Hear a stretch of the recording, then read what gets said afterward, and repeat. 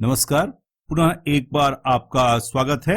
पुराने वीडियोस को देखने के बाद आप मेट्रिक स्पेस की बहुत सारी जानकारियां जान चुके हैं और अब हम ऐसी स्थिति में हैं जब हम मेट्रिक स्पेस में पॉइंट सेट टोपोलॉजी की शुरुआत करें।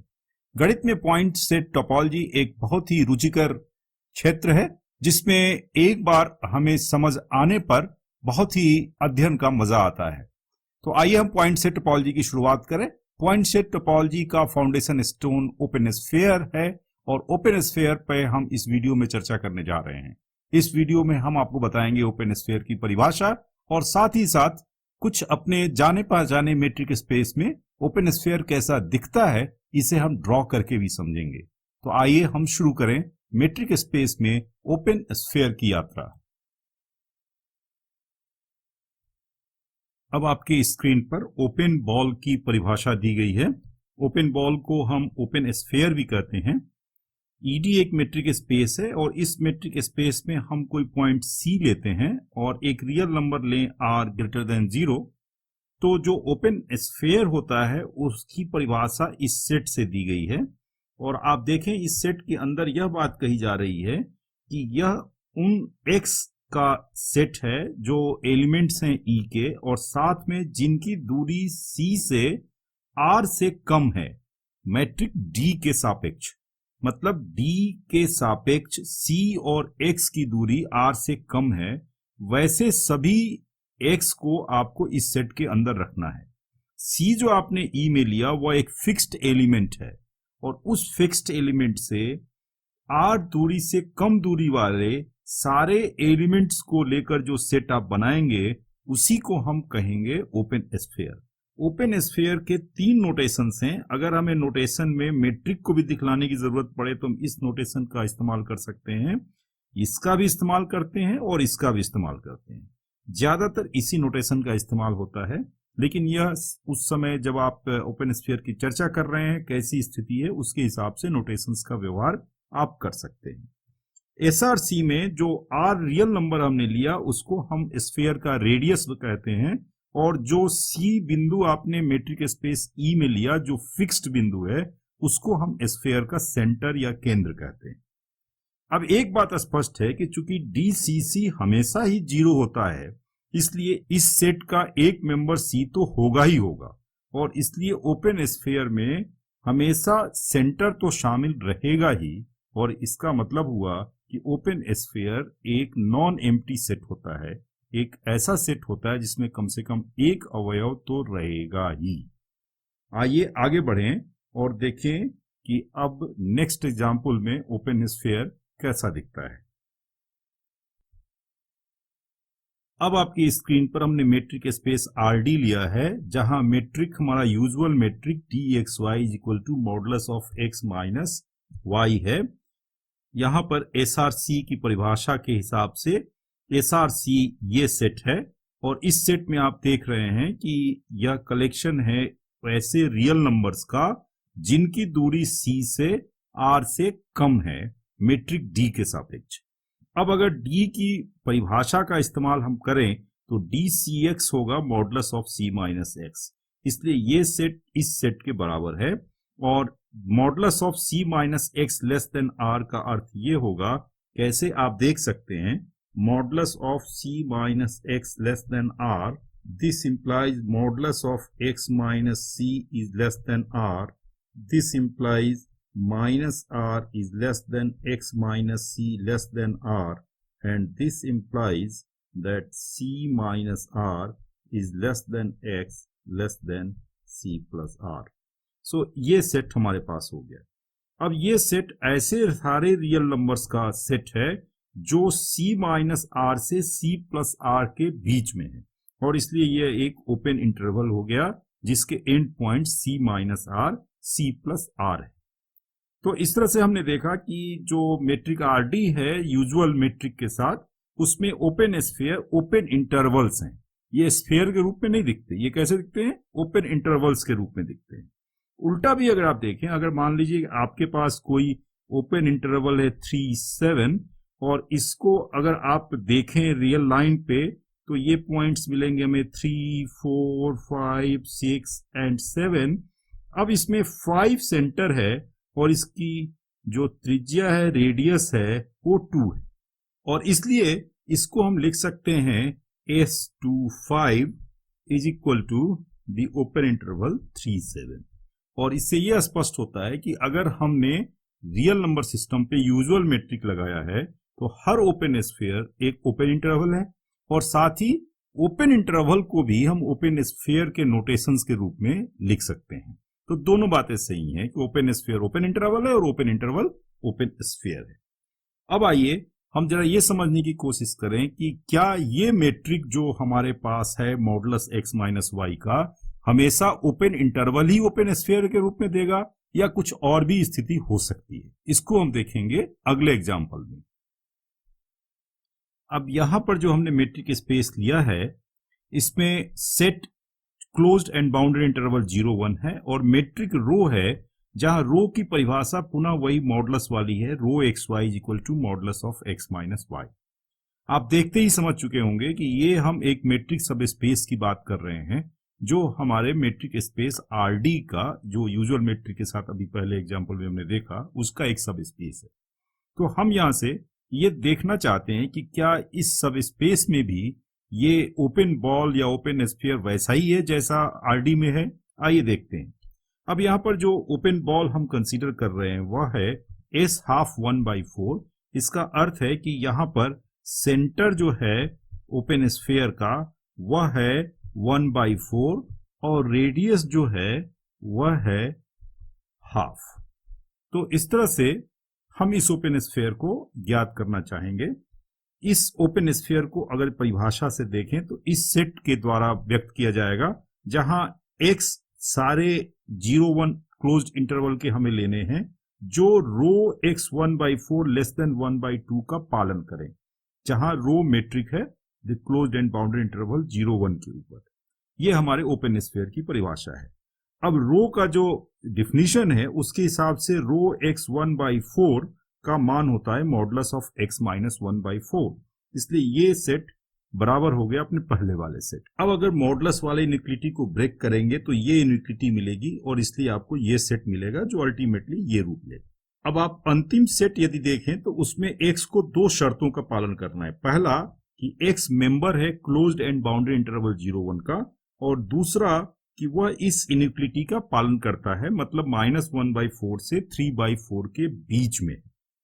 इन दोनों शर्तों का अगर हम पालन कराएं तो आपको यह सेट मिलेगा जो एक सेमी क्लोज्ड इंटरवल है जिसके एंड पॉइंट्स 0 और 3/4 हैं, लेकिन 0 पर यह क्लोज्ड है और 3/4 पर ओपन।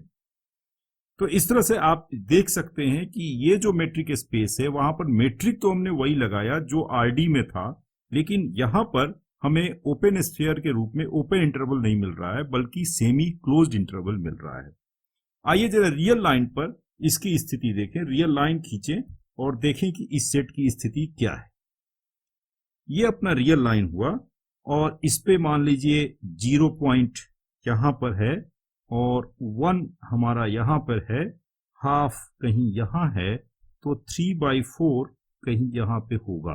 तो ये जो आपको ओपन स्फीयर मिला वो शुरू होता है 0 से और ये ओपन है 3/4 पे।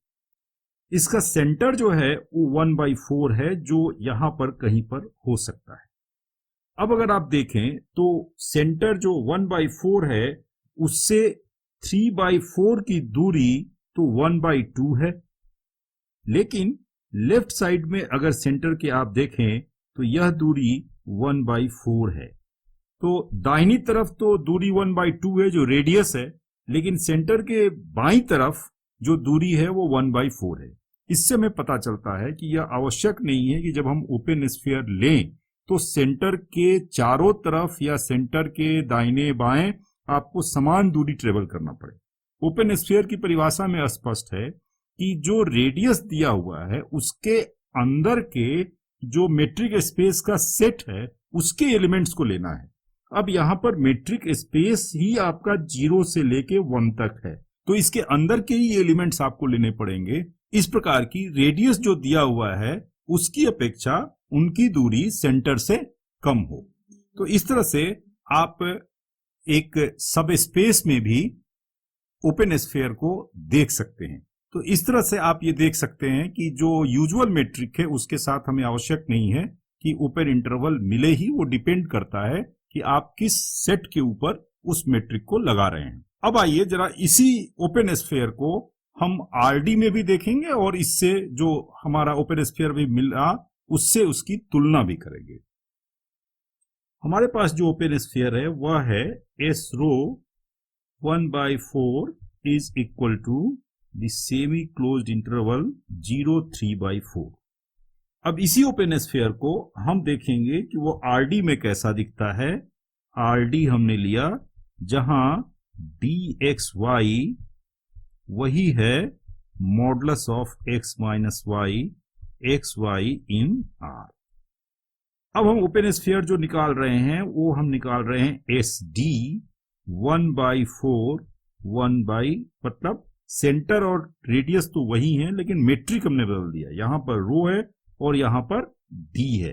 हालांकि मेट्रिक एक ही है modulus of x minus Y वाला, तो यहां पर ये होगा x belonging to r such that d of 1/4 x is less than half, और जिसको आप पुनः लिख सकते हैं x belonging to r such that modulus of 1/4 minus x is less than half, और समान रूप से काम करते हुए आपको ये सेट मिलेगा x belonging to r such that minus 1/4 less than x less than 3/4। अब आपको ये समझ में आ चुका होगा कि ये ओपन इंटरवल -1/4 3/4। अब जरा रियल लाइन खींचे और देखें कि इन दोनों स्फीयर्स की क्या स्थिति बनती है। इसके लिए हम ये लाइन खींचते हैं और यहां पर हम जरा लेते हैं एक बार 0, ये हमारा हो गया 1, कहीं यहाँ पे होगा हाफ, कहीं यहाँ पे होगा 3/4, कहीं यहाँ पे होगा 1/4 और कहीं यहाँ पे होगा -1/4। अब जो हमारा सब स्पेस है जो जहां पर रो मेट्रिक हमने लिया हुआ है वह सब स्पेस 0 से लेके 1 तक है, 0 से लेके 1 तक है, ये हमारा सब स्पेस। इसके अंदर जो ओपन स्फीयर हमारा है वह 0 से 3/4 तक है। इस ओपन स्फीयर को जरा हम देखें, वो भी यहाँ 0 से लेकर और 3/4 तक। लेकिन अगर हम ओपन स्फीयर देखते हैं आरडी में with the same centre and radius, जो ये ओपन स्फीयर है, तो यहां पर हमें ये ओपन स्फीयर मिलेगा -1/4 से लेकर 3/4 तक। तो अब आपको स्पष्ट देख चुके होंगे इनको, अगर सारी चीजों को एक साथ आप देखें तो आपको तुरंत ये पता चल जाएगा कि S rho 1/4 1/2 is equal to the closed and boundary interval 0-1 intersection SD 1/4 1/2। मतलब आपको आरडी का ओपन स्फीयर मालूम है, अगर आपको उसके सब space closed and bounded interval 0-1 पे स्फीयर निकालना है उसी सेंटर रेडियस के साथ, तो केवल ओपन स्फीयर जो स्पेस का है उसके साथ सब स्पेस का जो सेट है उसका इंटरसेक्शन ले लीजिए, तो आपको ओपन स्फीयर सब स्पेस में मिल जाएगा। अगर इसको जरा और ठीक से लिखें, जनरल वे में लिखें, तो आपको मिलेगा कि अगर ईडी एक मेट्रिक स्पेस है और F rho metric subspace है, तो एस रो सी आर बराबर होगा F intersection S D C R के। मेट्रिक स्पेस में आप ओपन स्फीयर लीजिए, सब स्पेस के सेट के साथ इंटरसेक्शन लीजिए, तो सब स्पेस का ओपन स्फीयर सेम सेंटर और रेडियस के साथ मिल जाएगा। ये बात हम आपको बताना चाहते थे। तो आइए, हमने आपसे बात की यूजुअल मेट्रिक का जो फॉर्म है modulus of x minus Y का, उसके सापेक्ष। अब हम आइए आगे दूसरे मेट्रिक के रूप में ओपन स्फीयर को देखते हैं। अब आपके स्क्रीन पे है डिस्क्रीट मेट्रिक स्पेस ED, जहां डिस्क्रीट मेट्रिक का डिफिनेशन ये होता है dxy is equal to 0 when x is equal to y and dxy is equal to 1 when x is not equal to y। ये भी स्पष्ट करना चाहूंगा कि ये जो मेट्रिक है डिस्क्रीट मेट्रिक, यह किसी भी सेट ई के ऊपर डिफाइंड है। मतलब पहले जो आपने एग्जांपल्स देखे उसमें पहला एग्जांपल में सेट आर था, दूसरे एग्जांपल में सेट में क्लोज्ड एंड बाउंडेड इंटरवल 0 1 था, लेकिन यहाँ पर जो हमने डिस्क्रीट मेट्रिक लिया है वह किसी भी सेट ई के ऊपर लिया हुआ है। तो इस डिस्क्रीट मेट्रिक के लिए हमें देखना है कि जो ओपन स्फीयर एसआरसी है वो कैसा होता है, वो कैसा दिखेगा, ये हमें समझना है। अब एसआरसी जो परिभाषा है उसके हिसाब से एसआरसी है x in the set E such that DCX is less then R। ये परिभाषा है एसआरसी। अब एसआरसी को हम निकालने के लिए 3 स्थितियों पर विचार करेंगे। जो पहली स्थिति हम लेने जा रहे हैं वो है R is equal to 1। R equal to 1 लेने पर एसआरसी का रूप हो जाएगा SRC is equal to X in E such that DCX is less than 1। अब जरा आप अपनी मेट्रिक की तरफ देखिए। इस मेट्रिक में जो परिभाषा दी हुई है उसके हिसाब से किसी पॉइंट दिए हुए पॉइंट से अगर दूसरा पॉइंट भिन्न है तो उसकी दूरी कम से कम 1 है। इसलिए जो DCX लेस देन 1 हम लेंगे तो DCX लेस देन 1 होने पर हमें कोई भी x e में ऐसा नहीं मिलेगा जो C से अलग हो। C से अलग किसी भी बिंदु की दूरी कम से कम 1 है, और इसलिए अगर हम दूरी ही लेस देन 1 लेना चाह रहे हैं, DCX को हम लेस देन 1 लेना चाह रहे हैं, तो ऐसी स्थिति में कोई भी पॉइंट हमें E का नहीं मिलेगा। और इसलिए हम पहले ही कह चुके हैं कि सेंटर तो हमेशा ही होता है ओपन स्फीयर में, तो इस एसआरसी में केवल और केवल सेंटर होगा। अब जरा दूसरी स्थिति में विचार करें, जब R लेस देन 1 है।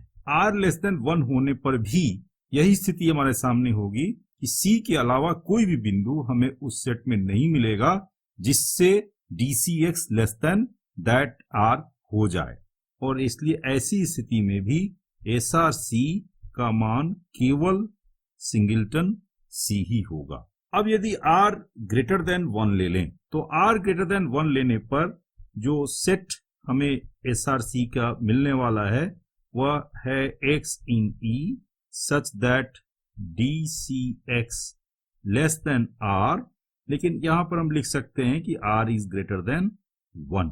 अब देखिए R ग्रेटर देन 1 है तो इसका अर्थ है कि DCX का मान 1 तक हो सकता है।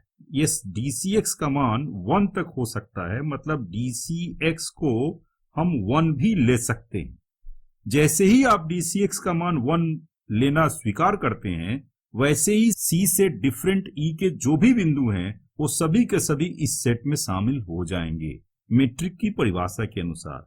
और चूंकि E के सभी बिंदु इस सेट में शामिल हो जाएंगे, यह सेट खुद ब खुद E हो जाएगा। और इसलिए जो डिस्क्रीट मेट्रिक है उसके साथ जो भी मेट्रिक स्पेस होगा उसमें केवल ओपन स्फीयर 2 ही तरह के होंगे। एक, या तो फुल सेट E मिल जाए या सिंगलटन C मिले जहां C सेंटर है उस ओपन स्फीयर का। और ये स्थितियां डिपेंड करती हैं R के साइज के ऊपर। त्रिज्या की साइज क्या है, R का साइज क्या है, उस पर ये डिपेंड करता है। जब R ग्रेटर देन 1 होगा तो ओपन स्फीयर पूरे मेट्रिक स्पेस के सेट के बराबर होगा, और जब R का मान 1 या 1 से छोटा होगा तो ओपन स्फीयर का मान उसके केवल सेंटर को कंटेन करते हुए सिंगलटन के बराबर होगा।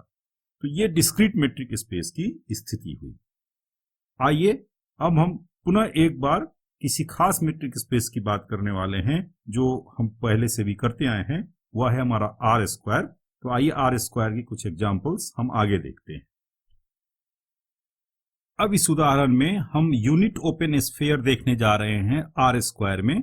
आप जानते हैं कि R square ordered pairs x1 x2 का सेट है जहां x1 और x2 real numbers. Unit open sphere से आशय हमारा S1 0 से है जहां 0 ओरिजिन है जिसका कोऑर्डिनेट 0 0 है। तो इस तरह से S1 0 में 1 तो रियल नंबर है और 0 जो है वो ओरिजिन को रिप्रेजेंट करता है। मतलब S1 0 एक स्फीयर है जिसका सेंटर ओरिजिन है और जिसका रेडियस 1 है। जो मेट्रिक यहां हम विचार में ले रहे हैं वह है यूक्लिडियन मेट्रिक, जिससे आप पहले से ही परिचित हैं। अब इस यूक्लिडियन मेट्रिक के साथ हम S1 0 को अगर परिभाषा के हिसाब से देखें तो वह इस सेट के बराबर है। और यह सेट क्या है? इस सेट में आर स्क्वायर के वो बिंदु x हैं जो d0 x लेस देन 1 का पालन करते हैं। अब ये सेट अगर मैट्रिक का डिफिनीशन अप्लाई करें तो दूसरे इस सेट के बराबर हो जाता है, और इस सेट के इनइक्वलिटी में दोनों तरफ आप स्क्वायर करें तो ये सेट प्राप्त हो जाता है। अब इस सेट के अंदर आपको एक इनइक्वलिटी दिख रही है x1 square plus x2 square less than 1। इस इनइक्वलिटी को देखते ही शायद आपको याद आता हो एक equation X square plus Y square is equal to 1। ठीक है, बिल्कुल सही याद किया आपने। ये इक्वेशन है एक सर्किल का जिसका सेंटर ओरिजिन है और जिसका रेडियस 1 है, और ये जब इक्वेशन आता है तब हम कोऑर्डिनेट सिस्टम एक्स वाई को लेकर चलते हैं, लेकिन यहां पर हमने x1 x2 सिस्टम लिया हुआ है और इसलिए हमें जो इक्वेशन इसके कोरेस्पॉन्डिंग मिलेगा वह होगा x1 square plus x2 square is equal to 1। तो इन सारी बातों को ध्यान में रख के अगर हम इस सेट के ऊपर विचार करें तो ये सेट लगता है कि जो यूनिट सर्किल हमारा है उसके अंदर का हिस्सा है, उसका इंटीरियर है, और इसलिए आइए एक बार कोऑर्डिनेट पे उसको खींच के देखें कि वो कैसा दिखता है। ये आपका ये एक्सेस हैं आपके x1 और x2, और इसमें हम यूनिट सर्किल अगर खींचें तो ऐसा एक यूनिट सर्किल होगा जहां ये आपका सेंटर है 0 0 और ये रेडियस आपका 1 के बराबर होगा। चित्र खींचने में मैं बहुत माहिर नहीं हूं, इसलिए कृपया बुरे चित्रों के लिए मुझे माफ करेंगे। अब इस यूनिट सर्किल के अंदर का जो हिस्सा है जिसको हम ग्रीन इंक से घेर रहे हैं यही आपका ओपन स्फीयर है। क्योंकि आपको x1 square plus x2 square less than 1 रखना है और इसलिए ये क्षेत्र आपको मिलेगा, इनइक्वलिटी में क्षेत्र मिलता है, तो ये क्षेत्र आपको मिलेगा जो हम ग्रीन हिस्से से घेर रहे हैं।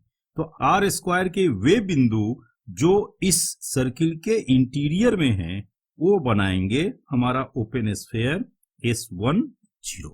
तो इस तरह यूक्लिडियन मैट्रिक के साथ हमने देखा कि आर स्क्वायर में जो ओपन स्फीयर होगा वो किस प्रकार का होगा।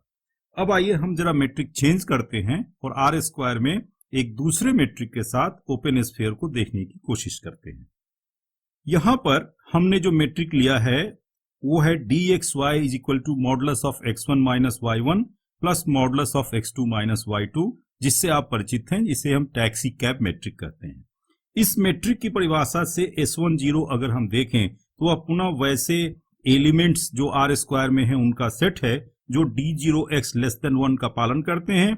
d0x बराबर होगा modulus of 0 minus x1 plus modulus of 0 minus x2, ये लेस देन 1 हो गया, जो अल्टीमेटली हमें ये सेट देता है। पुनः इस सेट के अंदर हमें जो इनइक्वलिटी मिलती है mod x1 plus mod x2 less than 1, इसको अगर आप ध्यान से देखें तो पता चलेगा कि इसमें 4 इनइक्वलिटीज समाहित हैं। इनमें 4 इनइक्वलिटीज ऑलरेडी इनबिल्ट हैं। वो कैसे? x1 x2 के चिन्हों के कारण। अगर x1 x2 दोनों पॉजिटिव हैं तो इस इनइक्वलिटी का रूप है x1 plus x2 less than 1, और इसी प्रकार से जो दूसरी और तीसरी और चौथी इनइक्वलिटी मिलेगी वो क्या होगी? Minus x1 plus x2 less than 1 minus x1 minus x2 less than 1 और x1 minus x2 less than 1। तो इसलिए हमें ऐसे x चाहिए आर स्क्वायर के जो इन इनइक्वलिटीज का पालन करते हैं। अब इन इनइक्वलिटीज का पालन करने के लिए हमें क्या करना पड़ेगा? तो इनके कॉरेस्पॉन्डिंग जो इक्वेशन है उसको देखना पड़ेगा। तो इनके कॉरेस्पॉन्डिंग क्या इक्वेशन मिलेगा हमें? x1 plus x2 is equal to 1 minus x1 plus x2 is equal to 1 minus x1 minus x2 is equal to 1 और x1 minus x2 is equal to 1। तो ये जो 4 इक्वेशंस हमें मिले, इन 4 इक्वेशंस के कॉरेस्पॉन्डिंग हमें ओपन स्फीयर देखना है। और कॉरेस्पॉन्डिंग का मतलब क्या है कि चूंकि लेस देन 1 है, इसका अर्थ है कि इन 4 समीकरणों से जो भी हमें ज्यामितीय चित्र मिलेगा उसके अंदर का क्षेत्र। लेकिन ये सारे के सारे इक्वेशंस स्ट्रेट लाइन की इक्वेशंस हैं, इसलिए ये 4 स्ट्रेट लाइंस हैं और इन 4 स्ट्रेट लाइन से जो घिरा हुआ क्षेत्र होगा वह हमारा ओपन स्फीयर होगा। अब आइए खींचे जरा इन 4 स्ट्रेट लाइंस को कैसे होंगे ये आपके एक्सिस हैं, ये एक्सिस x1 ले लिया, ये x2 ले लिया, ऑफ कोर्स x1 भी r है और x2 भी r है, क्योंकि r स्क्वायर में हम काम कर रहे हैं, और ये हमारा ओरिजिन है। This is the point 0 0। अब हम पहले इक्वेशन को देखें तो इक्वेशन जो सरल रेखा रिप्रेजेंट करे उसको खींचने का सबसे आसान तरीका है कि एक्सिस के साथ उसका इंटरसेक्शन देख लीजिए। तो एक्सिस के साथ इंटरसेक्शन देखने के लिए इसमें हम x1 बराबर 0 रखेंगे तो x2 बराबर 1 आएगा, और जब x2 बराबर 0 रखेंगे तो x1 बराबर 1 आएगा। इसका अर्थ है कि जो पॉइंट्स हमें मिल रहे हैं वो पॉइंट मिल रहे हैं हमें 1 0 और 0 1, तथा इन्हीं बिंदुओं से होकर ये सरल रेखा गुजरेगी। तो ये सरल रेखा हुई हमारी x1 plus x2 is equal to 1। इसी तरह आप अगर दूसरी सरल रेखा को देखें तो इसमें जब आप x1 बराबर 0 रखेंगे तो x2 बराबर 1 होगा, मतलब ये बिंदु मिला, और फिर x2 बराबर 0 रखें तो x1 का मान -1 आएगा, मतलब यहां पर आपको एक बिंदु मिलेगा -1 0, और इन दो बिंदुओं से होकर जो सरल रेखा गुजरेगी वह होगी हमारी -1 plus x2 is equal to 1। तीसरी सरल रेखा आप देखें तो इसमें x1 बराबर 0 रखें तो x2 का मान -1 होगा, मतलब यहां पर एक पॉइंट होगा अपने पास 0 -1, और अगर x2 बराबर 0 रखें तो x1 का मान -1 होगा, तो ये पॉइंट ऑलरेडी हमारे पास है, तो इसलिए ये सरल रेखा हमारी होगी कुछ यूं। ये सरल रेखा हमारी है -x1 -x2 is equal to 1, और चौथी आप समझ सकते हैं कि अब ये चौथी जो सरल रेखा है ये है हमारी x1 -x2 is equal to 1।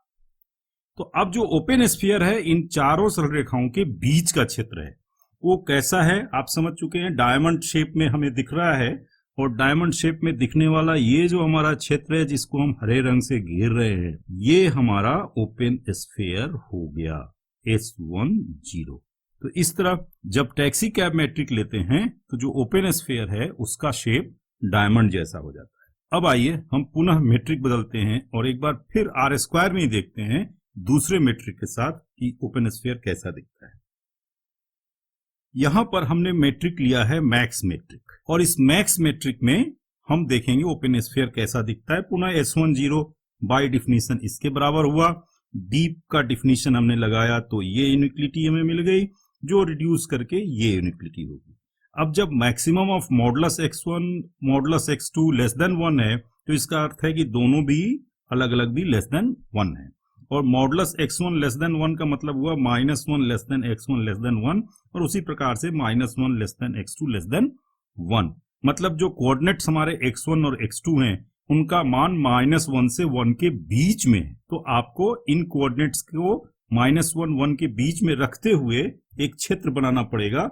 आइए फिर से अपना एक्सिस खींचें, ये अपने एक्सिस है, x1 is equal to r और x2 is equal to r, ये पॉइंट अपना ओरिजिन है 0 0, और अब आप चारों तरफ 1 ले लें, ये अपना 1 0 ले लें। इसी तरह से यहाँ पर आप 0 1 ले लें, इधर आप -1 0 ले लें, और इधर आप 0 -1 ले लें। तो जो सरल रेखाएं आपको खींचनी है वो कौन सी सरल रेखाएं होंगी आइए देखें। जैसे आपको लेना x1 इज इक्वल टू 1, तो ये जो सरल रेखा इस बिंदु से गुजर रही है ये हो गई x1 इज इक्वल टू 1। इसी तरह से जब इधर आप खींचेंगे तो ये सरल रेखा हो गई x1 इज इक्वल टू -1। जब ये सरल रेखा आप खींचेंगे तो ये हो गई x2 इज इक्वल टू 1, और जब ये सरल रेखा खींचेंगे तो ये सरल रेखा हो गई x2 इज इक्वल टू -1। और इन चारों सरल रेखाओं से जो घिरा हुआ क्षेत्र है, ये क्षेत्र, इसमें जो बिंदु हैं वही हमारे ओपन स्फीयर के बिंदु हैं, तो इसलिए ये क्षेत्र जो हमारा हुआ यही हमारा ओपन स्फीयर S1 0 हो गया जब हम मैक्स मेट्रिक का उपयोग आर स्क्वायर के ऊपर कर रहे हैं। तो इस तरह आपने देखा कि आर स्क्वायर में भी जब हम डिफरेंट मेट्रिक्स यूज कर रहे हैं तो हमें डिफरेंट टाइप्स के डिफरेंट शेप्स के ओपन स्फीयर्स मिल रहे हैं। तो मेट्रिक को चेंज करने से ओपन स्फीयर में चेंज हो जाता है। अब जरा हम एक ज्यादा जो जनरल स्पेस है उसकी बात करना चाह रहे हैं, फंक्शन स्पेस की। और फंक्शन स्पेस के 2-3 एग्जाम्पल्स आपने पढ़े हैं अपने मेट्रिक स्पेस के एग्जाम्पल्स के रूप में, लेकिन यहाँ पर हम एक ही फंक्शन स्पेस लेंगे और उस फंक्शन स्पेस में हम ओपन स्फीयर्स को देखेंगे। आइए देखें वो हमारा कौन सा स्पेस है। यहां पर जो हम मेट्रिक स्पेस ले रहे हैं वह है C01। C01 कंटिन्यूअस फंक्शंस का स्पेस है, ऐसे कंटिन्यूअस फंक्शंस जिनका domain 0, 1 closed and boundary interval है और जो रियल वैल्यूड है। तो ऐसे कंटिन्यूअस फंक्शंस के स्पेस में हम ओपन स्फीयर देखना चाहते हैं, और जो ओपन स्फीयर देखना चाहते हैं वह है S एप्सिलॉन F, जहां F एक फंक्शन है। जानते हैं आप कि सेंटर जो होता है वो स्पेस का कोई पॉइंट होता है। अब इस स्पेस में तो केवल फंक्शन ही है, इसलिए सेंटर जो होगा वह भी एक फंक्शन होगा। वो फंक्शन हमने F लिया है और एप्सिलॉन यहाँ पे हमारा रेडियस है। तो S एप्सिलॉन F जो ओपन स्फीयर होगा वो कैसा होगा वो हम देखना चाहते हैं। जो मेट्रिक हमने लिया है वो सुप मेट्रिक है, DFG is equal to supremum of modulus fx minus gx where x runs over the closed and boundary interval 0, 1। अब परिभाषा ओपन स्फीयर की हम लगाते हैं S एप्सिलॉन F पे, तो हमें ये सेट मिलता है। ये सेट क्या है? उन सारे फंक्शंस G का सेट है जो पहले तो उस C01 के मेंबर हैं और दूसरे जो इस inequality DFG less than epsilon का पालन करते हैं। आप समझ रहे हैं कि F जो है वो हमारा सेंटर है और एप्सिलॉन हमारा रेडियस है। तो इस इनइक्वालिटी को पालन करने वाले कंटिन्यूअस फंक्शंस का जो सेट होगा वो हमारा ओपन स्फीयर होगा S एप्सिलॉन F। अब हम DFG की परिभाषा अगर लगाएं तो हमें ये सेट मिलेगा और इस सेट में supremum of modulus fx minus gx less than epsilon है, जिससे हमें ये सेट मिल जाएगा। क्योंकि यदि सुप्रीमम लेस देन एप्सिलॉन है तो modulus of fx minus gx less than epsilon होगा प्रत्येक x belonging to closed and boundary interval 0, 1 के लिए। अब इससे हमें पता चलता है कि fx minus epsilon less than gx होगा, less than fx plus epsilon होगा फॉर ऑल x बिलोंगिंग टू 0, 1 मॉडुलस को तोड़ने से। और इससे ये साफ पता चल गया कि f minus epsilon f plus epsilon के बीच में ही g फंक्शन सैंडविच्ड है, घिरा हुआ है। तो इनफैक्ट जो s एप्सिलॉन f हमें बनाना है ओपन स्फीयर, उनमें वैसे g होने चाहिए जो f माइनस एप्सिलॉन और f प्लस एप्सिलॉन के बीच में स्थित हों। तो ऐसे हमें g लेकर के ओपन स्फीयर को देखना चाहिए और उसको हम ड्रॉ करने की कोशिश करते हैं। आइए देखें कि ये ओपन स्फीयर कैसा दिखता है। अब यहां पर हम अपना एक्सिस लेते हैं। ये हमारा एक्सिस हो गया, ये हमने एक्सिस लिया r और r। अब इसमें डोमेन हमारा है 0 मतलब ओरिजिन पॉइंट 0, 0 और 1। सो ये हमारा हो गया 1, 0। तो ये हमारा डोमेन हो गया 0 to 1। अब 0 to 1 हमारे डोमेन पर, ये हमारा डोमेन हो गया, तो हम घेर दें x इक्वल टू 1 लाइन से ये घिर जाएगा। और रेंज हमारा पूरा का पूरा r है, वो डोमेन पूरा का पूरा r है। तो इसमें जो हमारा फंक्शन होगा वो कैसा होगा? आप जानते हैं कि एक कंटिन्यूअस फंक्शन अगर क्लोज्ड एंड बाउंडेड इंटरवल पर डिफाइंड है तो वह खुद भी बाउंडेड होता है और अपने बाउंड्स को अटेन करता है। इसलिए इसके अंदर जो फंक्शंस होंगे बहुत ही अच्छे फंक्शंस होंगे, कुछ इस प्रकार के हो सकते हैं जो बाउंडेड होंगे। तो इस तरह के फंक्शंस हमारे f हो सकते हैं हमारे C01 के अंदर। अब हमें क्या करना है कि f माइनस एप्सिलॉन और f प्लस एप्सिलॉन लेना है। तो हम f प्लस एप्सिलॉन, इसी में एप्सिलॉन जोड़ देंगे तो f प्लस एप्सिलॉन मिल जाएगा, और इसमें से एप्सिलॉन घटा देंगे तो हमें f माइनस एप्सिलॉन मिल जाएगा। और ये जो बैंड बना, ये जो हरे रंग से मैं घेर रहा हूं, ये जो बैंड बना f माइनस एप्सिलॉन और f प्लस एप्सिलॉन के बीच में, यही बैंड हमारा ओपन स्फीयर हुआ S एप्सिलॉन F। और इसके बीच में जो भी हमारे फंक्शंस हुए, h हो या फिर कोई फंक्शन g हो, ये सब के सब हमारे ओपन स्फीयर के मेंबर होंगे। तो इस तरह इस C01 में ओपन स्फीयर कैसा दिख रहा है ये मैंने आपको बताया। लेकिन अब एक अगर पर्टिकुलर एग्जांपल लें और हम देखना चाहें कि S एप्सिलॉन 0 कैसा दिखता है, मतलब ऐसा स्फीयर जिसका सेंटर 0 फंक्शन है और जिसका रेडियस एप्सिलॉन है। तो ये थोड़ा और आसान हो गया हमारे लिए, क्योंकि यहाँ पर हम ये अपना एक्सिस लेते हैं r to r, फिर हमारे पास 1 पॉइंट हम ले लें तो हमारे पास ये डोमेन हो गया, ये हमारा डोमेन हो गया 0 to 1 और ये लाइन खींचते हम ऐसे। अब जो r हमने एक्स एक्सिस के रूप में लिया है और ये y एक्सिस है, तो एक्स एक्सिस के रूप में जो r लिया है यही हमारा जीरो फंक्शन के रूप में काम करता है। तो जीरो फंक्शन जो हमें सेंटर लेना है वो इनफैक्ट यही है हमारा। सो this is my zero function जो हमारा सेंटर है। अब इसमें हम एप्सिलॉन जोड़ दें तो ये हमारा 0 प्लस एप्सिलॉन हो सकता है, ये एप्सिलॉन घटा दें तो ये हमारा 0 माइनस एप्सिलॉन हो सकता है। और इस प्रकार जो ये बैंड बनेगा, ये बैंड हमारा होगा वह ओपन स्फीयर एस एप्सिलॉन 0। तो इस तरह से हम देख सकते हैं कि कंटिन्यूअस फंक्शंस का जो मेट्रिक स्पेस है उसमें हमारे ओपन स्फीयर्स कैसे दिखते हैं। अब हमारे पास कुछ क्वेरीज हैं कि ये जो मेट्रिक स्पेस है इसमें मेट्रिक हम कैसे निकाल सकते हैं, मेट्रिक का मान कैसे निकाल सकते हैं। तो आइए देखें उसको भी जल्दी से कि मेट्रिक का मान हम कैसे निकाल सकते हैं। ये हमने एक्सिस लिया और इसमें हमारे पास एक्स एक्सिस भी आर है, वाई एक्सिस भी आर है और जो मेट्रिक हमारे पास है वो आप जानते हैं वह है D F G is equal to supremum of modulus F X minus G X, X runs over the closed and bounded interval 0-1। अब जो डोमेन हमें लेना है वो हमें लेना है 0 to 1। तो एक लाइन खींच दें जरा सा इस सेफ्टी के लिए, ये लाइन हो गई हमारी x इक्वल टू 1। इसमें हमें f और g फंक्शन पहले बनाना पड़ेगा। तो f और g फंक्शंस हम बनाएं तो लीजिए, मान लीजिए एक फंक्शन हमारा ये f है और दूसरा फंक्शन हम g एक दूसरे कलर से ले लें थोड़ा सा, एक g फंक्शन मान लीजिए हमने यूं ले लिया। तो ये हमारा g फंक्शन है, ऊपर वाला फंक्शन हमारा f फंक्शन। जरा ये जो आपके पॉइंट्स ऑफ इंटरसेक्शन हैं इनके कोरस्पॉन्डिंग एक्स एक्सिस पे हम पॉइंट्स ले लेते हैं a और b। तो ये स्पष्ट है कि a और b के बीच में g का जो मान है वह f से ज्यादा है और इसलिए जब हम f माइनस g निकालेंगे तो a और b के बीच में f माइनस g निगेटिव होगा। अब हमें f माइनस g लेना पड़ेगा। तो f माइनस g हम एक क्लैरिटी के लिए दूसरे ग्राफ में लेते हैं। आइए ले f माइनस जी। अब f माइनस जी हम खींचना चाह रहे हैं। ये पॉइंट्स मान लीजिए हमारा a है और ये पॉइंट b है। तो a और b के बीच में f माइनस जी निगेटिव होगा ऐसे और फिर ये पॉजिटिव हो जाएगा। So this is my f minus जी।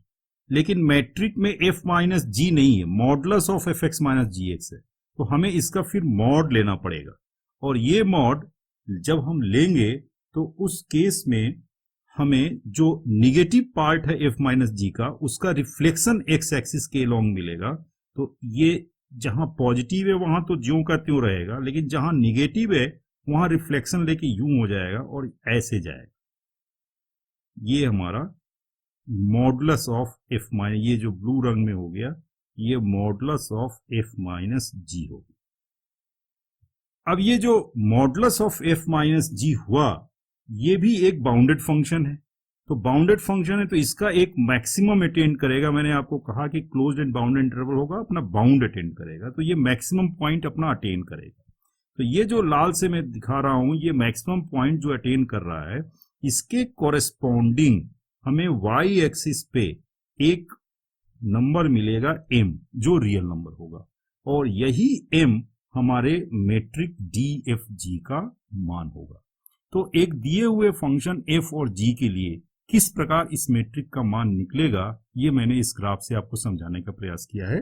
आशा है आपको पसंद आया होगा और नेक्स्ट वीडियो में हम और रुचिकर कुछ पॉइंट्स लेकर के आपके लिए हाजिर होंगे। तब तक के लिए मैं आपको शुभकामनाएं देता हूं। अच्छा करें, स्वस्थ रहें, सानंद रहें। धन्यवाद।